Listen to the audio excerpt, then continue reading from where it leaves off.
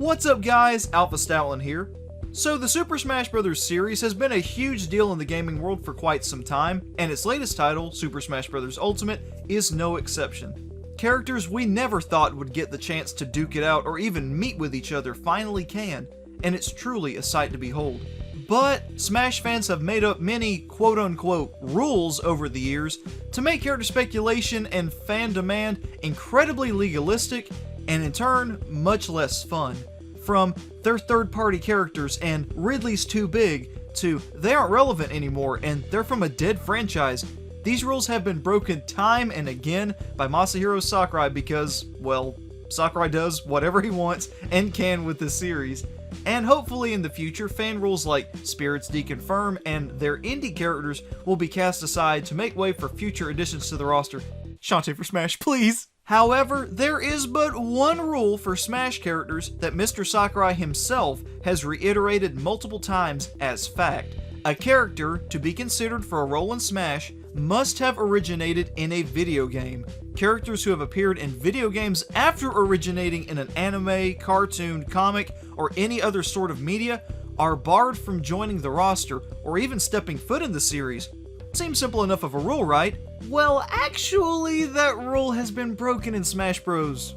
Twice. And you probably didn't even realize it. I know I didn't. Now I know some of you are probably thinking, oh, he must be talking about Rob. He originated as a toy that worked in tandem with video games. And while he's a safe assumption and a valid point, Rob being a Nintendo character and more importantly one that may have single-handedly saved Nintendo from financial ruin back in the 80s are reasons enough for him to barely skirt past the no non-video game characters rule. Plus, he actually wasn't the one, or rather ones, I was talking about. But I'll let my friend Dan, aka Apocalypso, explain the two non-video game characters that flew under the radar and made it into Smash Bros. Thanks, Alpha. So the first non-video game character in Smash we're referring to is Dr. Ryuta Kawashima, a Japanese neuroscientist. Now that name, or that face, may not ring a bell, but if we just change the picture, you'll recognize this face. That's right, Dr. Kawashima is the mascot and host of the Nintendo exclusive Brain Age series, albeit it's in pixel form, but it still is likeness regardless. And if you're a Smash fan, you'll know that the good doctor was introduced as an assist trophy back in Super Smash Bros. For 3DS and Wii U, and recently reprised his role in Super Smash Bros. Ultimate alongside appearing as a spirit. So a real-life scientist, who certainly didn't originate in video games, was able to appear in Smash Bros. Despite being a living, breathing person represented by an avatar. But Dr. Kawashima isn't the only man to break this barrier, as there's still one more character to cover. The second non-video game character that made it into Smash is Henry Fleming, star of the Nintendo 3DS title Codename Steam. The game features several historic and literary figures as playable characters clad in steampunk attire teaming up to save the world from an alien menace. Yes, it's every bit as wacky and weird as it sounds. This eclectic cast of characters fighting alongside Henry includes many familiar faces such as Tom Sawyer, John Henry, Dorothy Gale, the Scarecrow, and the Lion from The Wonderful Wizard of Oz, and even President Abraham Lincoln. In fact, the only characters in the game originating from video games are the Fire Emblem characters available through Amiibo. But while the Codename Steam iterations of these characters are modified to fit the style and tone of the game, bar the real-world Lincoln, all of their origins lie in literature. Henry Fleming, in particular, hails from The Red Badge of Courage by Stephen Crane, a war novel about a Union soldier overcoming his failure and cowardice in the Civil War. Now, this is a Smash Bros. Video, so we won't go any farther into the novel's plot than that.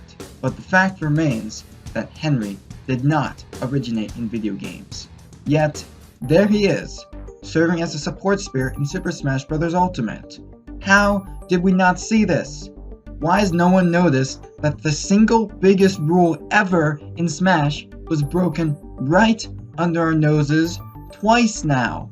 What does this mean for future characters in Super Smash Bros.? Why am I asking you all these questions? Chris, maybe you should try to wrap this up. Sure thing. So like Dan just asked, what exactly do Dr. Kawashima and Henry Fleming being included in Smash mean for future characters in the series? Honestly, probably nothing. As previously stated, Sakurai has mentioned on multiple occasions that characters from video games are the only ones allowed in Smash, so I still don't think Goku or SpongeBob will be joining the roster anytime soon. Or ever, for that matter, and I'm perfectly fine with that. However, I do think two characters in particular benefit from Henry and Kawashima's inclusions: the protagonist of the Witcher series, Geralt, and the Japanese Vocaloid pop icon, Hatsune Miku. Wait, Geralt? Hatsune Miku? Alpha, you're losing me here, man. Okay, let me explain. So just like Henry, Geralt, and the Witcher series originate in literature, even if the series is known for being a video game. And actually I didn't know this fact myself until researching this video. Plus, Geralt already appears in Soul Calibur 6 as a guest fighter, but the question is, could he make it into Smash? Possibly, but Soul Calibur isn't exactly the best comparison when it's also featured characters like Darth Vader and Spawn, so Geralt is a long shot at best. But hey, you never know. With The Witcher 3 on the Switch finally, and Geralt boasting a vast array of weaponry, spells, and abilities, he could make for a very interesting fighter. Fair point, but, Hatsune Miku as a fighter in Smash? Explain that. Well, while Miku is most known for her role as a Vocaloid program and a performing projection that holds concerts, yes, that is a thing. She has concerts in Japan. She was even on David Letterman. Like, it's crazy. She has had several rhythm games where she and her fellow Vocaloids are featured. She doesn't seem to ever actually be in a playable role, unless you count costume customization and interacting with her a la Nintendogs and Pokemon Ami, so the fact that she could even be considered a video game character is sorta up in the air. Still, you can't deny a rhythm-based pop dancer would be a fresh and unique Smash character, and for an icon like Hatsune Miku, it could maybe, possibly be a reality. But probably not. But maybe. Yeah, I think you really need to wrap it up now, dude. We're discussing Hatsune Miku in Smash Bros. Yeah, we'd better fill in this rabbit hole before it gets any deeper. The whole purpose of this video was to share what Dan and I thought was important information regarding Smash, and yeah, it may mean nothing in the long run. But I find it incredibly interesting how two non-video game characters managed to make their way into Smash, and all it took was steampunk armor and a pixelated portrait. And I can't help but be curious about what that means for other characters in the future for Smash. I mean, if you want to be super duper technical about it, most video game characters started life as sketches on paper, so they technically didn't even originate in the data of a computer, but rather in ink or graphite by their creator's hand. So who's to say someone like Miku or Geralt couldn't make it into Smash as a playable fighter one day? Only time will tell, but one thing is for sure.